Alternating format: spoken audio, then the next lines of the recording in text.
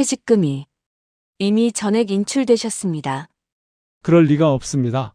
제가 인출한 적이 없는데요. 대표 이름은 강재호입니다. 재호, 40년 지기 친구가 나를 오늘 사연 시작하기 전에 구독과 좋아요 부탁드립니다. 박진호는 오늘도 새벽 6시에 눈을 떴습니다. 알람이 필요 없었습니다. 50년 가까이 공장 생활을 하면서 몸에 밴 습관이었죠. 침대 옆 탁자에는 먼지가 쌓인 시계가 놓여 있었고 창문 사이로 희미한 새벽빛이 스며들고 있었습니다. 낡은 슬리퍼를 신고 거실로 나왔을 때 집안은 고요했습니다. 아들 민수는 방문을 굳게 닫은 채 나올 생각을 하지 않았고 아내 순이는 이미 몇 달 전부터 친정에 가 있었습니다. 진호는 혼자 사는 게 이제 익숙해졌습니다. 적막함이 처음에는 견디기 힘들었지만 지금은 오히려 이 고요함이 편안하게 느껴졌습니다. 진호는 작은 한숨을 내쉬며 현관문을 열었습니다. 종로 골목의 찬 공기가 얼굴을 스쳤습니다. 12월 초 겨울의 시작이었습니다. 68세의 나이에도 진호의 걸음은 꽤 단단했습니다. 평생을 제조업 공장에서 일하며 단련된 몸이었으니까요.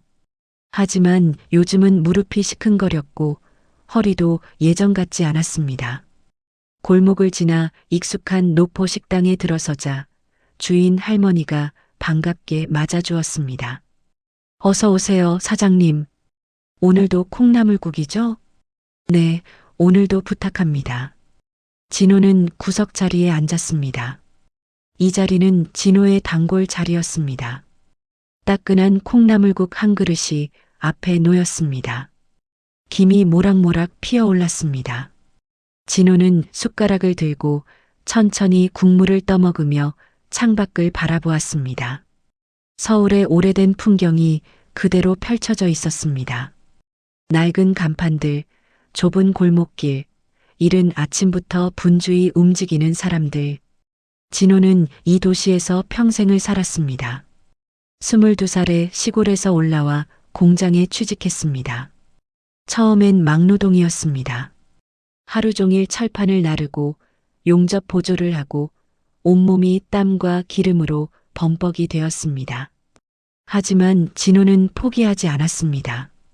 야간 공업 고등학교를 다니면서 기술을 배웠고 30살이 되어서는 정식 기술자가 되었습니다. 그리고 순이를 만났습니다. 공장 근처 작은 식당에서 일하던 순이는 수줍지만 따뜻한 사람이었습니다. 진호는 순이에게 첫눈에 반했습니다. 1년간의 연애 끝에 둘은 결혼했고 작은 전세방에서 신혼생활을 시작했습니다. 민수가 태어났을 때의 기쁨은 아직도 생생합니다. 하지만 세월은 모든 것을 변화시켰습니다. 진호는 공장 일에만 매달렸고 순이는 가정에만 신경을 썼습니다. 대화는 점점 줄어들었고 서로를 바라보는 시간도 사라졌습니다. 민수가 대학을 졸업하고 취업에 실패하면서 집안 분위기는 더욱 무거워졌습니다. 순이는 민수를 감싸려 했고 진호는 엄하게 대하려 했습니다. 당신은 아들 마음을 몰라요. 순이가 마지막으로 소리쳤던 말이 귀에 맴돌았습니다. 그리고 순이는 가방을 싸서 친정으로 가버렸습니다. 진호는 붙잡지 않았습니다. 아니, 붙잡을 용기가 없었습니다. 진호는 국그릇을 내려놓고 물을 한 모금 마셨습니다. 식당 안에는 몇몇 손님들이 더 있었습니다. 혼자 신문을 보며 밥을 먹는 노인, 급하게 국수를 후루룩 먹는 젊은 직장인. 모두가 각자의 아침을 시작하고 있었습니다. 퇴직금만 받으면 그래도 다시 시작할 수 있겠지. 진호는 혼잣말을 중얼거렸습니다. 다음 주면 정식으로 퇴직 처리가 됩니다. 45년을 일한 대가로 받을 퇴직금은 약 3천만 원 정도였습니다. 큰 돈은 아니었지만 진호에게는 마지막 희망이었습니다. 그 돈으로 작은 가게라도 하나 차려볼 생각이었습니다. 순이와 화해하고 함께 운영할 수 있다면 더 좋겠죠. 계산을 마치고 식당을 나서자 아침 해가 골목 사이로 스며들고 있었습니다. 햇살이 따스했습니다. 진호는 천천히 집으로 돌아가는 길을 걸었습니다. 발걸음이 무겁지는 않았지만 그렇다고 가볍지도 않았습니다. 그저 익숙한 무게였습니다. 평생을 짊어지고 살아온 무게. 집에 돌아와 거실 소파에 앉았습니다. 텔레비전을 켰습니다. 아침 뉴스가 나오고 있었지만 내용은 귀에 들어오지 않았습니다. 진호는 탁자 위에 놓인 퇴직 관련 서류를 집어들었습니다. 며칠 후면 회사 사무실에 가서 최종 절차를 밟아야 했습니다. 서류를 보며 진호는 감회가 새로웠습니다. 45년이라는 세월이 이 몇 장의 종이로 정리되는구나 싶었습니다. 젊은 시절부터 늙은 지금까지 땀 흘리고 피 흘리며 일했던 모든 날들이 숫자로 계산되어 있었습니다. 그때 민수의 방문이 살짝 열렸습니다. 민수가 부스스한 머리로 나와 냉장고 쪽으로 걸어갔습니다. 아버지, 아침 드셨어요? 응, 먹었다. 너는? 저는 라면 끓여 먹을게요. 민수는 라면을 꺼내 들고 냄비에 물을 올렸습니다. 진호는 아들의 뒷모습을 바라보았습니다. 33이 된 아들이 아직도 공무원 시험 준비를 한다며 방에만 있는 게 마음에 걸렸습니다. 민수야, 시험 공부는 잘 되고 있냐? 네, 그럭저럭요. 민수는 짧게 대답하고 라면을 들고 다시 방으로 들어갔습니다. 방문이 닫히는 소리가 났습니다. 진호는 한숨을 쉬었습니다. 아들과도 아내와도 제대로 대화하지 못하는 자신이 한심하게 느껴졌습니다. 오후가 되자 진호는 집 근처 공원을 산책했습니다. 벤치에 앉아 지나가는 사람들을 구경했습니다. 젊은 연인들이 손을 잡고 걸어가고 유모차를 끌고 가는 부부가 보였습니다. 모두가 각자의 삶을 살아가고 있었습니다. 진호는 문득 순이가 떠올랐습니다. 결혼 초엔 그렇게 사이가 좋았는데 말입니다. 주말이면 손을 잡고 공원을 산책하고 저녁에는 함께 텔레비전을 보며 웃었던 기억이 났습니다. 언제부터인가 그런 시간들이 사라졌습니다. 진호는 벤치에서 일어나 천천히 집으로 돌아갔습니다. 저녁은 혼자 김치찌개를 끓여 먹었습니다.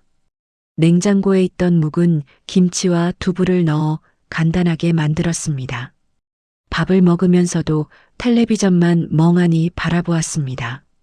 설거지를 마치고 진호는 소파에 다시 앉았습니다. 핸드폰을 들어 순이에게 전화를 걸까 고민했습니다. 하지만 용기가 나지 않았습니다.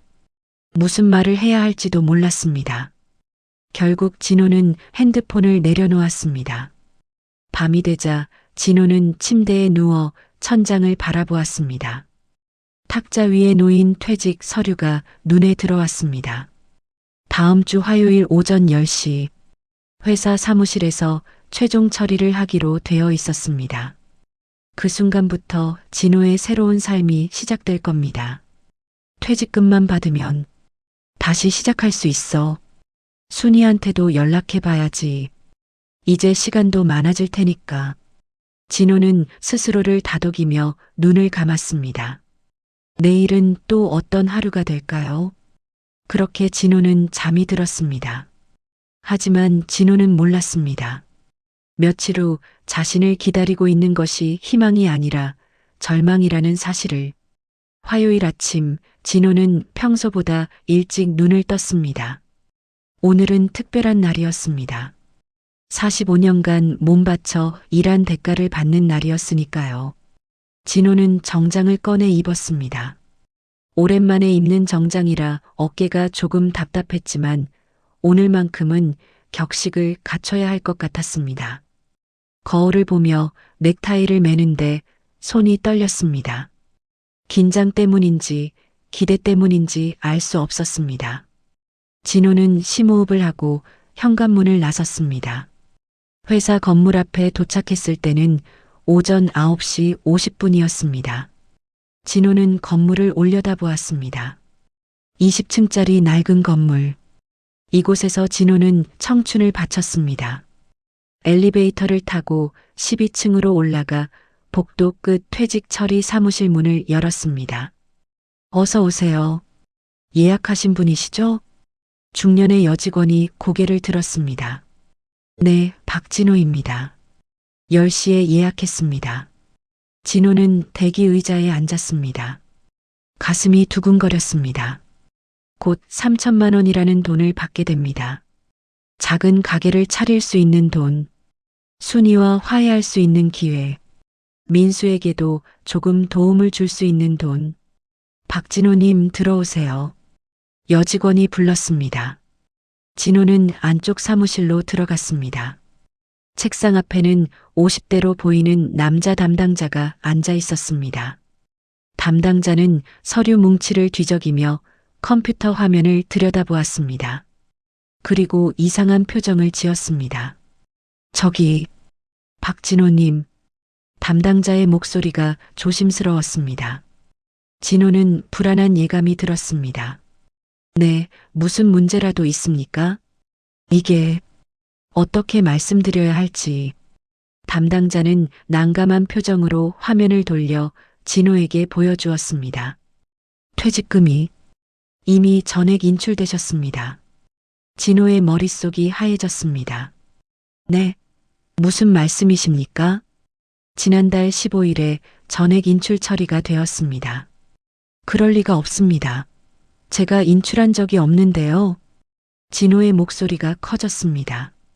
담당자는 당황한 표정으로 서류를 꺼냈습니다. 여기 인출 신청서가 있습니다. 박진호님 성함과 도장이 찍혀 있습니다. 담당자가 내민 서류를 보는 순간 진호는 숨이 막혔습니다. 분명 진호의 이름이 적혀 있었습니다. 하지만 서명은 엉성했고 도장은 진호의 것이 아니었습니다. 이건 제 도장이 아닙니다. 서명도 제 필체가 아니고요. 그렇다 하더라도 저희 쪽에서는 이미 처리가 완료된 사항이라. 그럼 어떡합니까? 진호의 목소리가 떨렸습니다. 경찰에 가보셔야 할 것 같습니다. 저희도 확인해 드릴 수 있는 게 이것뿐이에요. 진호는 서류를 움켜쥐고 사무실을 나왔습니다. 다리에 힘이 풀렸습니다. 정신없이 건물 밖으로 나왔을 때 찬바람이 얼굴을 때렸습니다. 진호는 비틀거리며 길가로 걸어가 그대로 보도블록에 주저앉았습니다. 이럴 수가. 노후를 걸고 평생 모은 마지막 희망이 누군가에게 도둑맞았습니다. 3천만 원. 젊은 사람들에게는 작은 돈일지 몰라도 진호에게는 전부였습니다. 순이와 화해하고 작은 가게를 차리고 민수에게도 도움을 주려던 계획이 모두 물거품이 되었습니다. 진호는 주머니에서 구겨진 서류를 꺼내 다시 보았습니다. 엉성한 서명, 가짜 도장. 누가 이런 짓을 한 걸까요? 어떻게 진호의 정보를 알아낸 걸까요? 진호는 고개를 떨구고 눈을 감았습니다. 그때였습니다. 끽. 급브레이크 소리가 들렸습니다. 진호가 고개를 들자 스쿠터 한 대가 진호 앞에 멈춰 서 있었습니다. 헬멧을 쓴 배달 라이더가 스쿠터에서 내렸습니다. 헬멧을 벗자 20대 후반으로 보이는 젊은 여성이었습니다. 짧은 머리에 또렷한 눈빛을 가진 여성. 할아버지, 괜찮으세요? 여성이 다가와 물었습니다. 진호는 고개를 들어 여성을 바라보았습니다. 네, 괜찮습니다. 괜찮아 보이지 않으신데요. 많이 힘들어 보이세요. 무슨 일 있으세요? 여성은 진호 옆에 쪼그리고 앉았습니다. 그리고 진호의 손에 들린 구겨진 서류를 보았습니다. 진호는 낯선 사람에게 무슨 말을 해야 할지 몰랐습니다. 하지만 여성의 눈에는 진심 어린 걱정이 담겨 있었습니다. 진호는 떨리는 손으로 서류를 여성에게 건넸습니다. 퇴직금이 사라졌습니다. 누군가 제 이름을 도용해서 인출해 갔어요. 여성은 서류를 받아들고 자세히 살펴보았습니다. 그리고 눈빛이 날카로워졌습니다. 이거 서류 위조예요. 명백한 사기입니다. 그걸 알아도 저는 어떻게 해야 할지.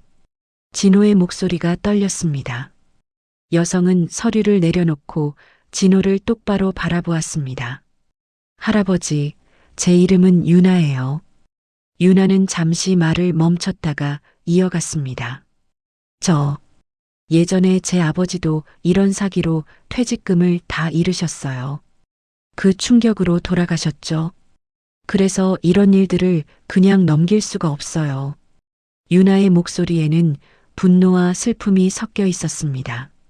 진호는 유나를 바라보았습니다. 제가 도와드릴게요. 지금 포기하시면 안 돼요. 유나는 진호의 어깨를 가볍게 두드렸습니다. 일단 은행 기록부터 확인해 봐야 해요. 어느 은행에서 인출됐는지, 언제 인출됐는지 알아야 추적할 수 있어요. 진호는 유나를 바라보았습니다. 처음 보는 낯선 사람이었지만 이상하게 믿음이 갔습니다. 유나의 눈빛에는 확신이 담겨 있었습니다. 정말 도와주시겠습니까? 네, 물론이죠. 이런 사기꾼들은 반드시 잡아야 해요. 유나는 환하게 웃으며 진호를 일으켜 세웠습니다. 할아버지, 일어나세요.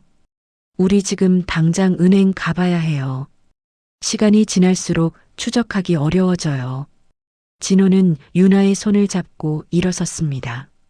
다리에 힘이 들어갔습니다. 방금 전까지만 해도 절망에 빠져 있었는데 유나가 나타나자 희망이 보이기 시작했습니다. 고맙습니다. 정말 고맙습니다. 진호의 목소리가 떨렸습니다. 유나는 고개를 저었습니다. 감사하다는 말씀은 나중에 하세요. 일단 범인부터 찾아야죠. 유나는 스쿠터를 세워두고 진호와 함께 걸었습니다. 둘은 가까운 은행 지점으로 향했습니다. 진호는 유나의 뒷모습을 바라보며 생각했습니다. 이 아가씨는 대체 누굴까? 낯선 사람인데 왜 이렇게 나를 도와주는 걸까? 하지만 지금은 그런 것을 따질 때가 아니었습니다. 진호는 유나를 따라 걸었습니다. 사라진 퇴직금을 찾기 위한 첫걸음이었습니다. 유나는 진호를 데리고 근처 카페로 들어갔습니다. 따뜻한 커피 2잔을 주문하고 자리에 앉자 유나는 가방에서 노트북을 꺼냈습니다. 할아버지, 서류에 적힌 인출 날짜가 지난달 10일이죠? 네, 맞습니다. 그럼 어느 지점에서 인출됐는지 확인하고 주변 폐쇄회로 화면을 확보해야 해요. 유나는 노트북을 열어 무언가를 검색하기 시작했습니다. 손놀림이 빠르고 눈빛은 집중되어 있었습니다. 진호는 유나의 모습을 신기하게 바라보았습니다. 유나 양은 이런 일에 익숙하신 것 같은데요. 유나는 잠시 손을 멈추고 진호를 바라보았습니다. 제 아버지 말씀드렸죠? 아버지가 퇴직금 사기를 당하신 후로 제가 이런 일들을 공부했어요. 범죄 수법, 추적 방법, 경찰 협조 절차까지. 다시는 우리 가족 같은 피해자가 생기지 않았으면 해서요. 유나의 목소리에는 결연함이 담겨 있었습니다. 아버지는 그 충격으로 1년도 안 돼서 돌아가셨어요. 어머니는 지금도 우울증 치료를 받고 계시고요. 진호는 가슴이 뭉클해졌습니다. 유나도 자신처럼 깊은 상처를 안고 있었습니다. 그래서 이런 사기꾼들을 절대 용서할 수 없어요. 할아버지, 우리 꼭 찾아내요. 유나는 검색을 계속하다가 무언가를 발견한 듯 눈을 빛냈습니다. 할아버지, 비슷한 수법의 사기 사건이 최근 3개월 동안만 5건이나 있었어요. 모두 서울 동쪽 지역에 집중되어 있고요. 화면에는 사건 발생 지역이 표시된 지도가 나와 있었습니다. 이 지역들이 다 제가 살던 동네 근처네요. 맞아요. 범인들은 할아버지 지역 주변에서 활동하고 있어요. 이건 조직적인 범죄예요. 개인정보를 빼내는 사람, 서류를 위조하는 사람, 실제로 인출하는 사람. 역할이 다 나뉘어 있죠. 진호는 등골이 오싹해졌습니다. 그럼 우리가 찾을 수 있을까요? 찾을 수 있어요. 아무리 조직이라도 흔적은 남기거든요. 유나는 노트북을 닫고 진호를 똑바로 바라보았습니다. 할아버지, 지금부터 본격적으로 추적에 들어갈 거예요. 힘들 수도 있고 시간이 걸릴 수도 있어요. 끝까지 함께 해주실 수 있으세요? 진호는 잠시 망설였습니다. 68배 나이에 이런 일을 할 수 있을까? 하지만 곧 결심했습니다. 함께 하겠습니다. 제 퇴직금을 찾아야 합니다. 좋아요. 그럼 인출된 은행 지점부터 가봐요. 유나는 서류를 다시 확인했습니다. 지점 코드를 보면 광진구 쪽이네요. 가시죠. 둘은 지하철을 타고 광진구로 향했습니다. 은행 지점에 도착했을 때는 오후 1시가 넘은 시각이었습니다. 유나는 주변을 둘러보며 말했습니다. 여기 폐쇄회로 카메라가 꽤 많네요. 은행 입구, 건물 입구, 길거리까지. 범인이 인출하러 왔다면 분명 어딘가에 찍혔을 거예요. 그 화면을 어떻게 확보하죠? 경찰 공문이 나와야 해요. 보통 일주일 정도 걸리죠. 그 전에 유나는 은행 건물 옆 현금 인출기를 가리켰습니다. 저기 현금 인출기 코너 봐요. 저기도 카메라가 있어요. 범인이 저기서 인출했을 가능성이 높아요. 유나는 현금 인출기 쪽으로 걸어가 주변을 살펴보았습니다. 진호도 따라갔습니다. 유나는 바닥을 살피고 벽을 보고 카메라 위치를 확인했습니다. 할아버지, 저기 편의점 보이시죠? 유나가 길 건너편을 가리켰습니다. 이 동네에서 장사하시는 분들은 수상한 사람들을 기억할 수도 있어요. 한번 가봐요. 둘은 편의점으로 들어갔습니다. 50대로 보이는 남자 사장님이 계산대에 앉아 있었습니다. 안녕하세요. 유나가 밝게 인사했습니다. 어서 오세요. 저희가 여쭤볼 게 있는데요. 지난달 15일쯤 여기 은행 쪽에서 수상한 사람 못 보셨나요? 사장님은 고개를 갸웃했습니다. 수상한 사람이요? 무슨 일인데요? 유나는 진호를 가리키며 설명했습니다. 이분 퇴직금이 사기당했어요. 여기 은행에서 인출된 것 같아서요. 사장님은 잠시 생각하더니 고개를 끄덕였습니다. 아, 그러고 보니 그날 이상한 차가 하나 있었어요. 검은색 승용차인데 한 30분 정도 저기 길가에 세워져 있더라고요. 주차도 제대로 안 하고 비상등만 켜놓고요. 진호의 눈이 커졌습니다. 차 번호는 기억하시나요? 번호까지는 미안하지만 기억이 안 나네요. 워낙 바쁜 날이었거든요. 유나는 고개를 끄덕였습니다. 혹시 그 차에 탄 사람은 보셨어요? 2명인가 3명 정도 탄 것 같았어요. 젊은 남자들이었던 것 같은데. 나이대는 어느 정도요? 30대? 아니면 40대 초반? 정확하진 않아요. 유나는 사장님께 감사 인사를 하고 밖으로 나왔습니다. 진호가 물었습니다. 유나 양, 이게 도움이 될까요? 물론이죠. 검은색 승용차, 젊은 남자 2~3명. 이것만으로도 단서예요. 유나는 노트북을 다시 꺼내 뭔가를 적었습니다. 할아버지, 이제 경찰 공문이 나올 때까지 기다려야 해요. 보통 일주일 정도 걸린다고 했죠? 네, 그렇게 들었습니다. 그동안 우리는 다른 피해자들을 찾아봐야 해요. 비슷한 사건의 피해자들을 만나면 더 많은 정보를 얻을 수 있어요. 진호는 유나를 바라보았습니다. 이 젊은 여성은 자신이 평생 경험해보지 못한 방식으로 움직이고 있었습니다. 체계적이고 빠르고 정확했습니다. 유나 양, 정말 고맙습니다. 당신이 아니었으면 유나는 진호의 말을 손으로 막았습니다. 감사 인사는 범인 잡고 나서 받을게요. 아직 시작도 안 했어요. 둘은 지하철역으로 향했습니다. 진호는 처음으로 희망을 느꼈습니다. 유나와 함께라면 퇴직금을 찾을 수 있을 것 같았습니다. 낯선 세계였지만 이제는 두렵지 않았습니다. 일주일이 지났습니다. 그동안 진호와 유나는 경찰 공문을 기다리며 다른 피해자들을 찾아다녔습니다. 비슷한 수법으로 퇴직금을 잃은 사람들이 생각보다 많았습니다. 모두 60대 후반에서 70대 초반의 노인들이었습니다. 이 사기단은 퇴직을 앞둔 분들만 노리고 있어요. 개인정보를 어디선가 빼내서 목록을 만들어 놨을 거예요. 유나의 분석이었습니다. 진호는 듣는 것만으로도 분노가 치밀었습니다. 마침내 경찰에서 연락이 왔습니다. 폐쇄회로 화면 확보를 위한 공문이 나왔다는 내용이었습니다.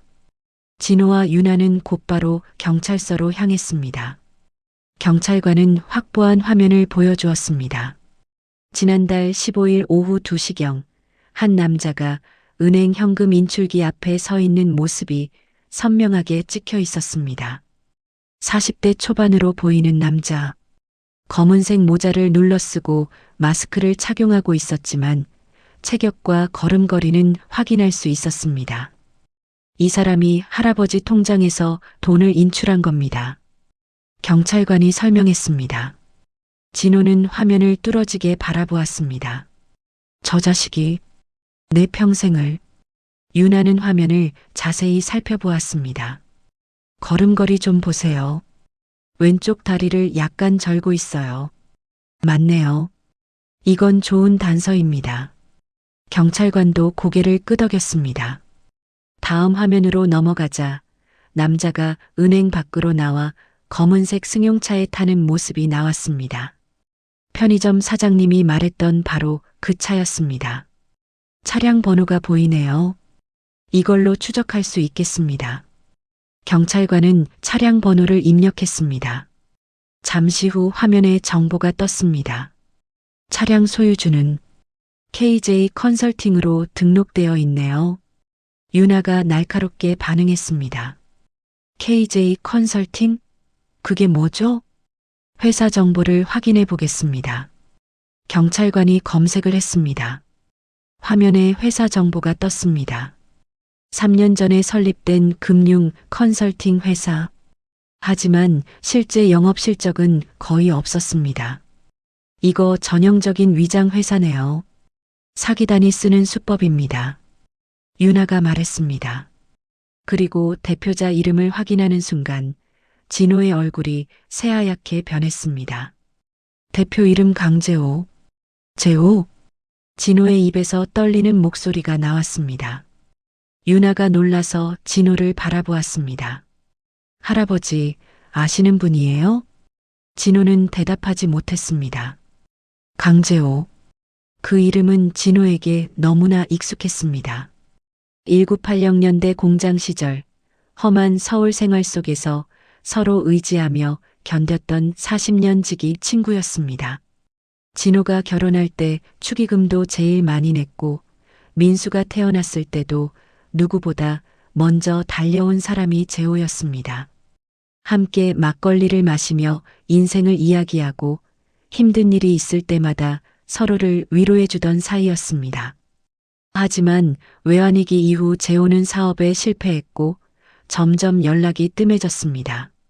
마지막으로 본 게 언제였을까? 10년도 더 된 것 같았습니다. 할아버지, 유나의 목소리에 진호는 정신을 차렸습니다. 제 친구입니다. 40년 지기 친구. 유나와 경찰관의 표정이 굳었습니다. 친구분이 이 회사 대표라고요? 진호는 고개를 끄덕였습니다. 손이 떨렸습니다. 믿고 싶지 않았습니다. 재호가 자신의 퇴직금을 훔쳤다니.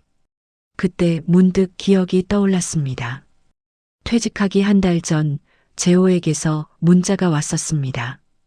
형, 돈 좀 급하게 필요해서 그런데. 그때 진호는 무시했습니다. 퇴직을 앞두고 여유가 없었고 오랜만에 연락한 재호가 돈을 빌리자고 하니 내키지 않았습니다. 그냥 읽고 답장도 하지 않았습니다. 그때 내가 도와줬어야 했나? 진호는 중얼거렸습니다. 유나가 진호의 어깨를 잡았습니다. 할아버지, 이건 할아버지 잘못이 아니에요. 아무리 친구라도 이런 짓은 용서받을 수 없어요. 경찰관이 말했습니다. 일단 이 KJ 컨설팅 사무실 주소로 가봐야겠습니다. 동행하시겠습니까? 진호는 고개를 끄덕였습니다. 직접 확인해야 했습니다. 정말 재호가 이런 짓을 한 건지. 30분 후 일행은 강남구 한 건물 앞에 도착했습니다. 오래된 오피스텔 건물이었습니다. 8층으로 올라가 803호를 찾았습니다. 문 앞에는 KJ 컨설팅이라는 작은 명패가 붙어 있었습니다. 경찰관이 초인종을 눌렀습니다. 반응이 없었습니다. 다시 눌러도 아무 대답이 없었습니다. 문 열겠습니다. 경찰관이 마스터키를 꺼냈습니다. 문이 열렸습니다. 안으로 들어가자 텅 빈 사무실이 나타났습니다. 책상 몇 개와 의자들이 먼지를 뒤집어 쓴 채 방치되어 있었습니다. 이미 정리하고 떠난 것 같네요. 유나가 말했습니다. 진호는 사무실 안을 둘러보았습니다. 한쪽 벽에 달린 화이트보드에는 지워지지 않은 글씨들이 희미하게 남아 있었습니다. 이름 목록 같았습니다. 경찰관이 건물 관리실에 연락해 폐쇄회로 화면을 확인했습니다. 일주일 전 재호로 보이는 남자가 짐을 들고 사무실을 나가는 모습이 선명히 찍혀 있었습니다. 이게 진짜 재호네. 진호는 화면 속 남자를 보며 무너져 내렸습니다. 40년을 함께한 친구, 형제보다 가까웠던 사람, 그 사람이 자신을 배신했습니다. 진호는 벽에 기대선 채 숨을 몰아쉬었습니다. 눈앞이 캄캄했습니다. 그때 진호의 핸드폰이 울렸습니다. 아내 순이었습니다. 진호는 떨리는 손으로 전화를 받았습니다. 여보, 큰일 났어요. 순이의 목소리가 다급했습니다. 집이 경매로 넘어간대요. 은행에서 연락 왔어요. 대출금이 몇 달째 체납됐다고. 진호의 머릿속이 하얘졌습니다. 뭐라고? 당신 명의로 대출받은 게 있다는데 그게 뭐예요? 나는 모르는 일인데. 진호는 전화를 든 채 그대로 주저앉았습니다. 퇴직금 사기, 집 경매, 친구의 배신. 모든 것이 한꺼번에 무너져 내렸습니다. 진호는 바닥에 주저앉은 채 핸드폰을 놓지 못했습니다. 순이의 다급한 목소리가 계속 들려왔습니다. 여보, 거기 있어요? 대답 좀 해요. 나도 모르는 일이야. 진호의 목소리가 떨렸습니다. 유나가 재빨리 다가와 진호를 부축했습니다. 할아버니, 정신 차리세요. 무슨 일이에요? 진호는 핸드폰을 내려놓고 고개를 숙였습니다. 경찰관이 순이와 통화를 이어받았습니다. 잠시 후 경찰관의 얼굴도 굳어졌습니다. 부인께서 은행에서 독촉장을 받으셨다고 합니다. 박진호님 명의로 3천만 원 대출이 실행됐는데 6개월째 연체 중이라고 하네요. 3천만 원? 진호는 고개를 들었습니다. 그 금액은 정확히 진호의 퇴직금과 같았습니다. 유나가 재빨리 상황을 파악했습니다. 할아버지 신분증을 도용해서 대출까지 받은 거예요. 퇴직금만 가져간 게 아니라 할아버지 명의로 빚까지 만들어 놓은 거죠. 진호는 온몸에 힘이 빠졌습니다. 45년을 일해 모은 퇴직금은 사라졌고 이제 3천만 원의 빚까지 떠안게 되었습니다. 게다가 집마저 경매로 넘어간다니. 이럴 수가. 진호의 눈에서 눈물이 흘러내렸습니다. 68평생을 살면서 이렇게 무너져 내리는 기분은 처음이었습니다. 공장에서 아무리 힘든 일을 해도 가족과 다퉈도 이렇게까지 절망스럽지는 않았습니다. 경찰관이 말했습니다. 일단 은행에 연락해서 대출 서류를 확인해야 합니다. 이것도 명백한 사기니까 증거를 확보하면 법적 조치를 취할 수 있습니다. 하지만 진호는 경찰관의 말이 귀에 들어오지 않았습니다. 머릿속이 하얘졌습니다. 퇴직금, 집, 빚, 모든 것이 한꺼번에 무너졌습니다. 할아버지, 정신 차리세요. 유나가 진호의 어깨를 흔들었습니다. 하지만 진호는 반응이 없었습니다. 그저 멍하니 바닥만 바라볼 뿐이었습니다. 재호, 내가 왜 나한테 이런 짓을? 진호는 중얼거렸습니다. 40년을 함께한 친구, 좋은 일도 나쁜 일도 함께 겪었던 친구. 진호가 결혼할 때 재호는 축의금 봉투에 자신이 가진 돈을 전부 넣어주었습니다. 형, 나는 형이 행복하면 그걸로 충분해. 재호가 웃으며 했던 말이 떠올랐습니다. 그 재호가 지금은 진호의 인생을 파괴하고 있었습니다.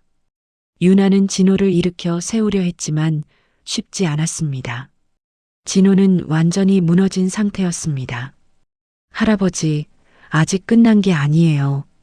우리 재호 씨를 찾아야 해요. 직접 만나서 따져 물어야죠.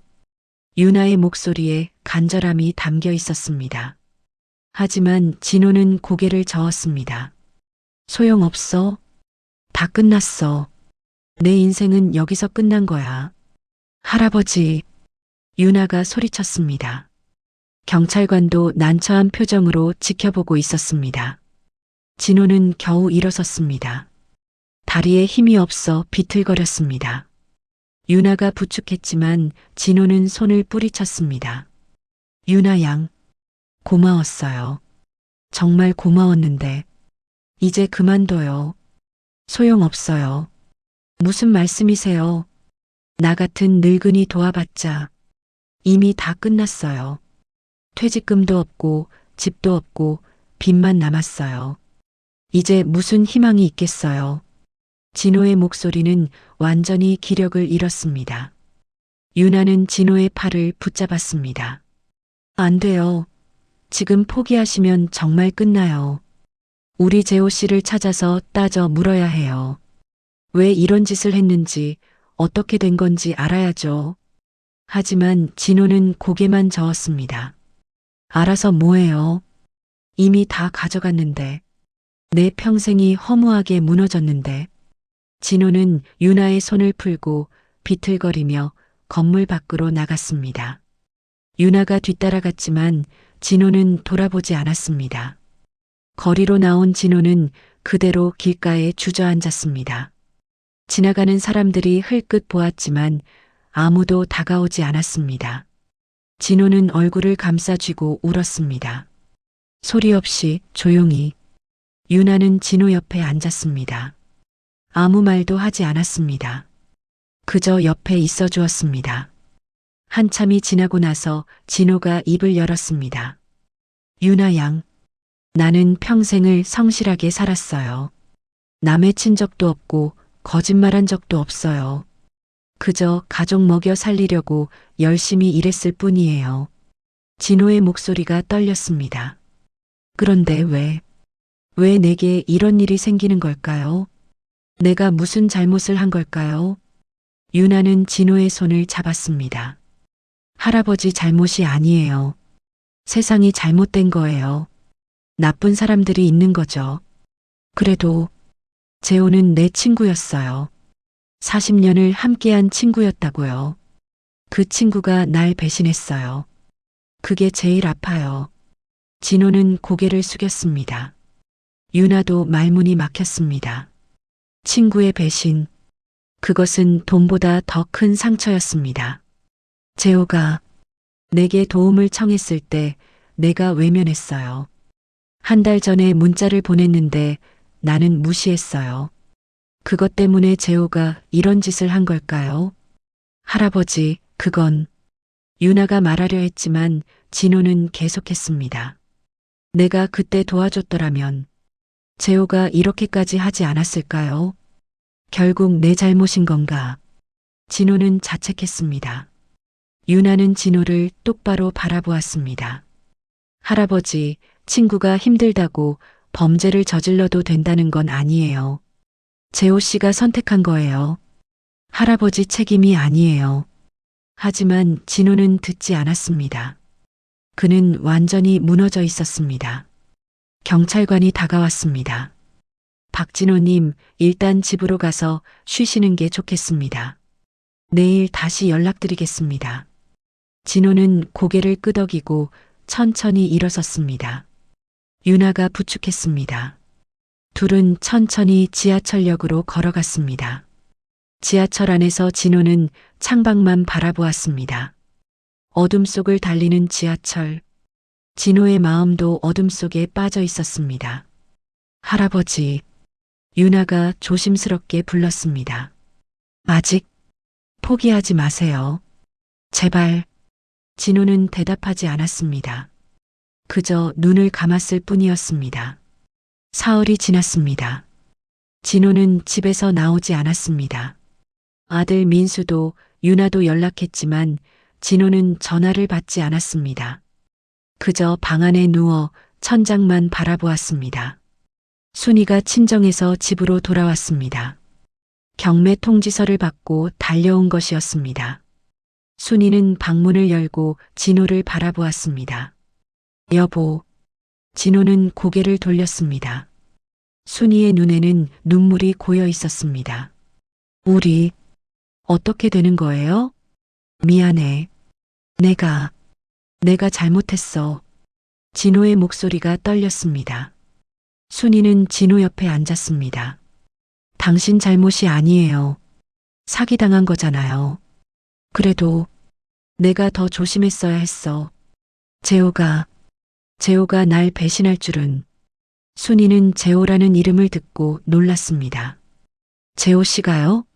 당신 친구 재호 씨요? 진호는 고개를 끄덕였습니다. 순이는 믿을 수 없다는 표정을 지었습니다. 재호는 순이도 잘 아는 사람이었습니다.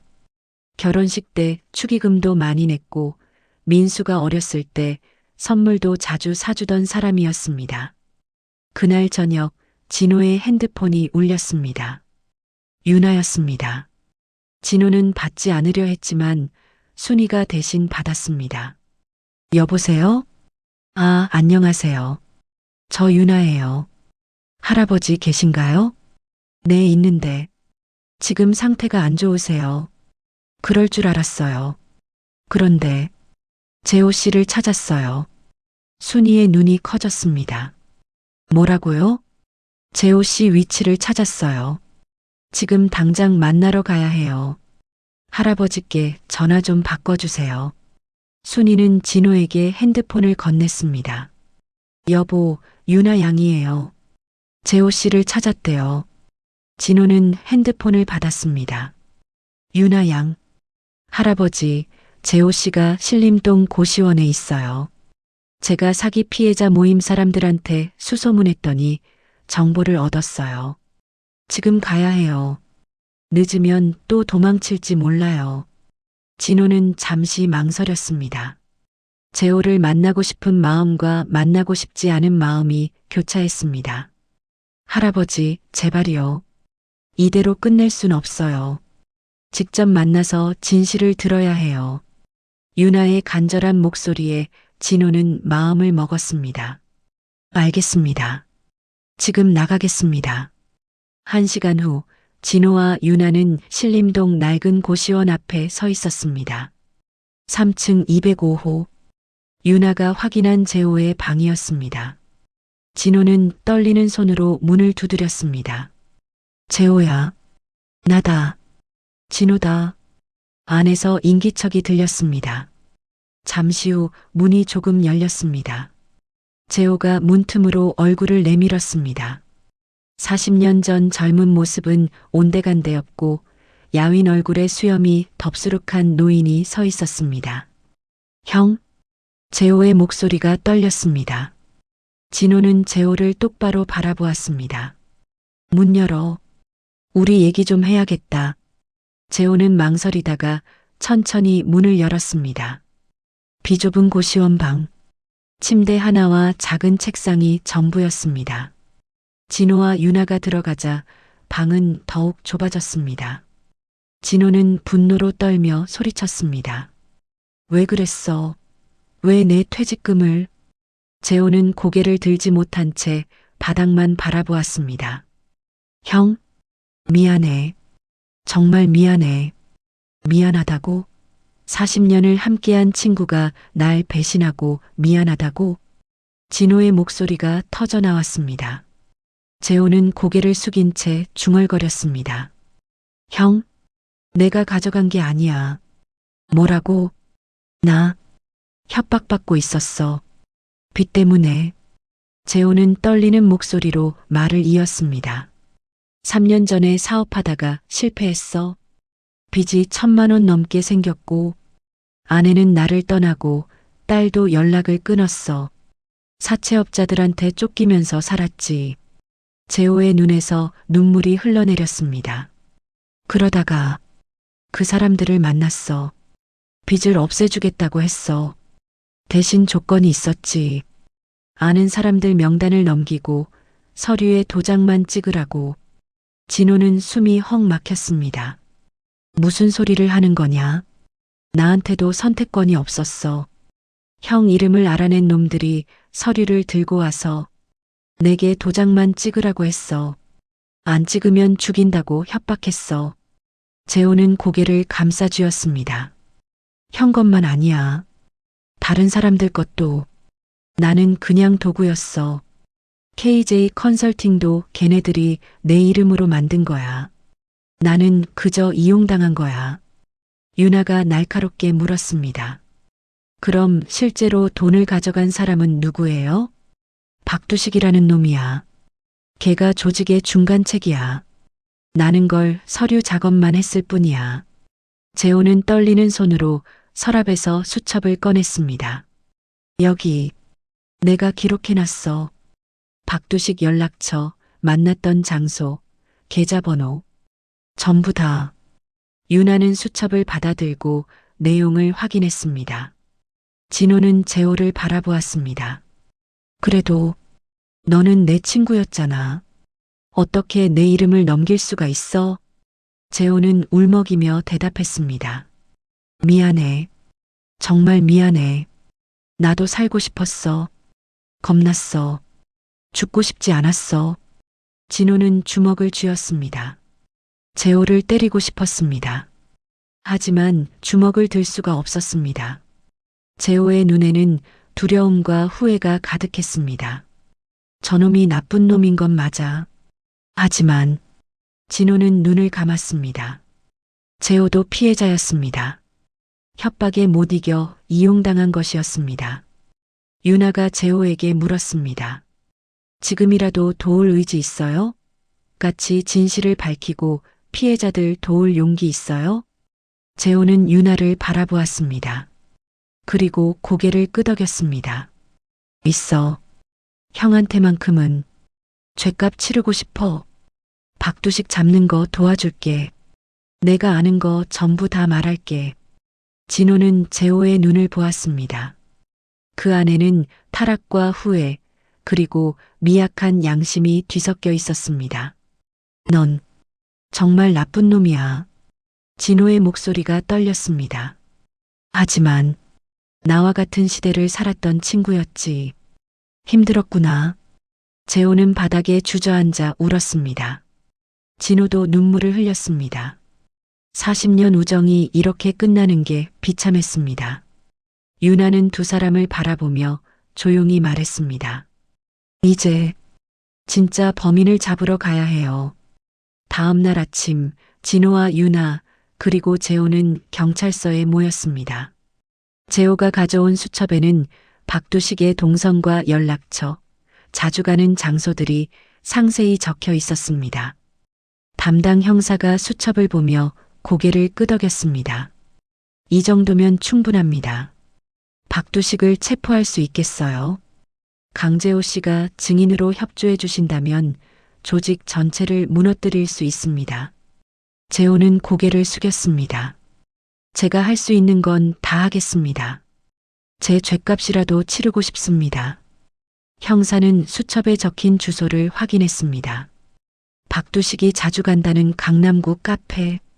오늘 오후 3시에 거래가 있다고 적혀 있네요. 이게 언제 기록한 건가요? 일주일 전입니다. 박두식은 매주 같은 요일 같은 시간에 그 카페에서 거래합니다. 습관적이에요. 재호가 대답했습니다. 좋습니다. 오늘 오후에 현장을 급습하겠습니다. 강재호 씨와 박진호 님은 동행하시겠습니까? 진호는 고개를 끄덕였습니다. 네, 직접 보고 싶습니다. 제 인생을 망친 놈을 제 눈으로 확인하고 싶어요. 오후 2시, 일행은 강남구의 한 대형 카페 앞에 도착했습니다. 형사 4명과 진호, 유나, 재호가 함께였습니다. 형사들은 사복 차림으로 카페 주변에 배치되었습니다. 박두식은 카페 뒤편 창고를 주로 사용합니다. 거기서 돈을 세고 서류를 주고받아요. 재호가 설명했습니다. 형사들은 고개를 끄덕이며 위치를 확인했습니다. 3시가 되자 검은색 승용차 한 대가 카페 뒷골목에 멈춰 섰습니다. 폐쇄회로 화면에서 봤던 바로 그 차였습니다. 차에서 2 남자가 내렸습니다. 한 명은 40대 초반으로 보이는 남자였고 다른 한 명은 30대 후반쯤 되어 보였습니다. 저 키 큰 놈이 박두식입니다. 재호가 작은 목소리로 말했습니다. 진호는 박두식을 뚫어지게 바라보았습니다. 저 남자가 자신의 평생을 앗아간 범인이었습니다. 박두식은 주변을 둘러보더니 카페 뒷문으로 들어갔습니다. 형사들이 신호를 주고받았습니다.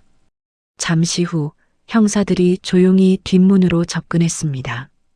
진호와 유나, 재호도 뒤따라갔습니다. 뒷문을 열자 복도가 나타났습니다.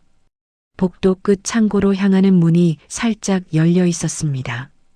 안에서 대화 소리가 들렸습니다. 이번 달 실적이 괜찮네. 6천만 원이야. 박두식의 목소리였습니다. 다음 타깃은 정했어? 응, 벌써 서류 작업 들어갔어. 이번엔 퇴직교사야. 돈 꽤 있을 거야. 형사들은 눈빛을 교환하고 창고 문을 확 열었습니다. 경찰이다. 움직이지 마. 박두식과 일당은 깜짝 놀라 일어났습니다. 책상 위에는 현금 뭉치와 서류들이 널려 있었습니다. 뭐야 이게? 박두식이 소리쳤습니다. 그리고 뒤쪽 비상구로 달려가려 했습니다. 하지만 그곳에도 형사가 대기하고 있었습니다. 꼼짝 마. 박두식은 사방이 막힌 것을 깨닫고 멈춰 섰습니다. 그때 진호가 창고 안으로 들어왔습니다. 박두식은 진호를 보고 눈을 가늘게 뜨였습니다. 누구야 당신? 진호는 떨리는 목소리로 말했습니다. 나는 당신들 때문에 평생을 잃은 사람이요. 박진호요. 박두식은 코웃음을 쳤습니다. 박진호? 아, 그 공장 노동자.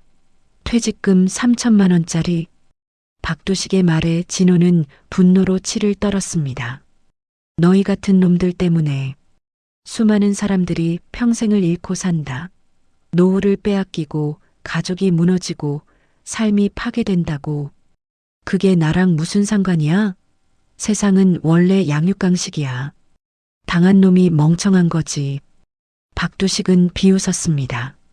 진호는 주먹을 쥐었습니다. 달려가서 박두식을 때리고 싶었습니다.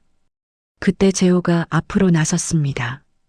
두식아, 그만해. 박두식은 재호를 보고 얼굴이 굳었습니다. 재호 형? 형이 왜 여기? 나 경찰한테 다 말했어. 내가 한 짓, 조직 구조, 계좌번호 전부 다. 박두식의 얼굴이 창백해졌습니다. 형이 배신을? 배신? 너희가 나한테 한 게 배신 아니었어? 협박하고 이용하고 내 친구들까지 망치게 만들었잖아. 재호의 목소리가 떨렸습니다. 나는 이제 더 이상 너희 말 안 들어. 감옥 가더라도 진실을 밝힐 거야. 박두식은 재호를 노려보다가 갑자기 웃었습니다. 웃기네. 그 놓친 내 친구 말이야? 그 인간 아니었으면 우리가 이렇게 쉽게 서류 못 구했어. 형도 공범이야. 진호의 마음이 찢어졌습니다. 박두식의 말이 칼처럼 파고들었습니다.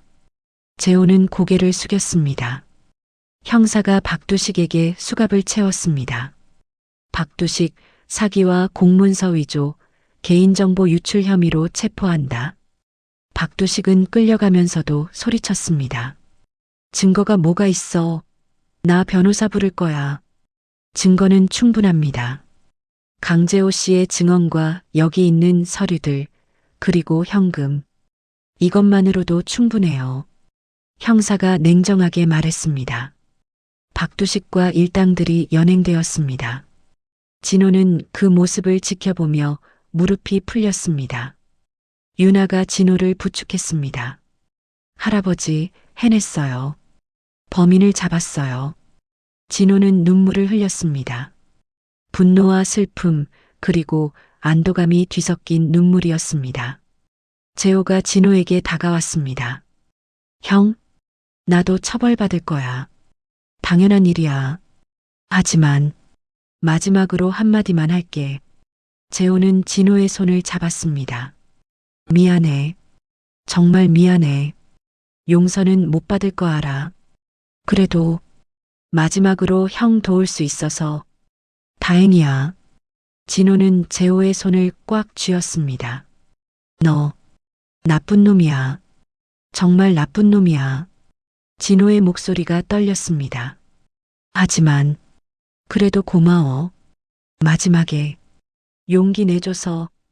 재호는 고개를 숙이고 울었습니다. 형사가 재호에게도 수갑을 채웠습니다. 강재호 씨, 동행하시죠. 조사받으셔야 합니다. 재호는 고개를 끄덕이고 형사를 따라갔습니다. 진호는 재호의 뒷모습을 바라보았습니다.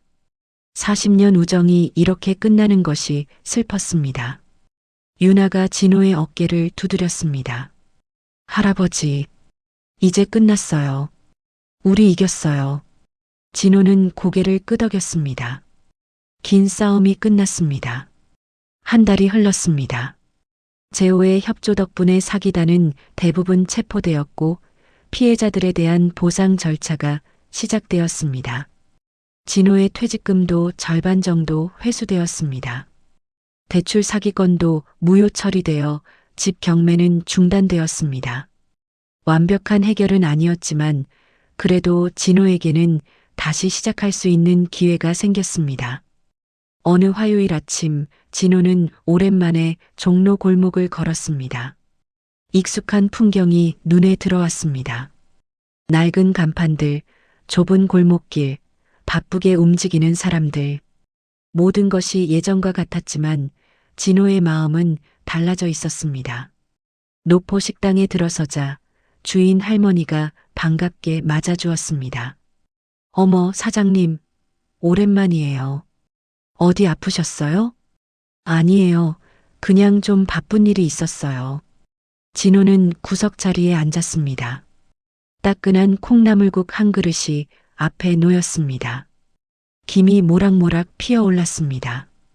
진호는 숟가락을 들고 천천히 국물을 떠먹었습니다. 얼큰하면서도 시원한 맛이 입안 가득 퍼졌습니다. 아, 이 맛이지. 진호는 미소를 지었습니다. 한 달 전만 해도 이 국물 맛조차 느끼지 못했습니다.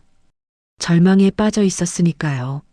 하지만 지금은 달랐습니다. 국물의 온기가, 맛이, 모든 것이 생생하게 느껴졌습니다. 덕분에 다시 맛을 느끼는구나. 진호는 혼잣말을 했습니다. 유나가 없었다면 불가능한 일이었습니다. 그때 식당 문이 열리며 유나가 들어왔습니다. 스쿠터 헬멧을 손에 들고 환하게 웃고 있었습니다. 할아버지, 여기 계셨네요. 유나 양, 어떻게 알고 왔어? 할아버지가 아침마다 여기 오신다고 하셨잖아요.